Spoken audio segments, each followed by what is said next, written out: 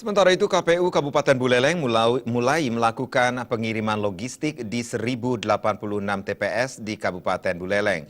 Pengiriman tersebut dikawal ketat dari pihak kepolisian.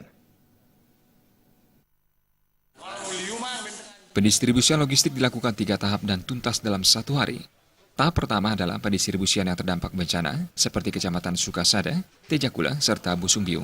Tahap kedua meliputi Kecamatan Banjar, Kubu Tambahan, serta Seririt. Serta tahap ketiga meliputi Kecamatan Buleleng, Grogak, dan Sawan. Pendistribusian logistik ini dilakukan menggunakan truk dan dijaga ketat aparat kepolisian.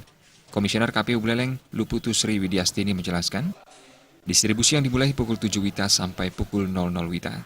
Sebenarnya, pendistribusian langsung menuju ke TPS, namun karena banyak yang belum menyiapkan TPS, pendistribusian untuk sementara di tingkat kelurahan maupun desa, dan sore harinya baru akan didistribusikan ke TPS masing-masing.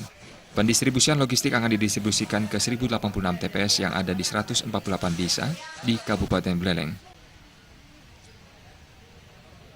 Distribusian logistik hari ini saya bagi menjadi 3 kelompok. Yang kelompok pertama yaitu daerah-daerah yang kemarin sempat terkena banjir dan longsor, yaitu seperti Busungbiu, Sukasada, dan Tejakula. Kemudian berikutnya Kecamatan Banjar, Kecamatan Kubu Tambahan, dan Kecamatan Seririt. Yang berikutnya sisa dari kecamatan. Sistem pendistribusiannya PPK melakukan saat ini mereka sampai di tingkat desa karena kan kawan-kawan di tingkat KPPS sedang membangun TPS.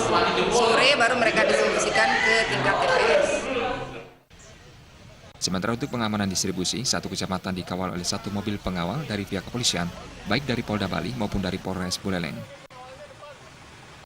Komang Yuda, Bali TV.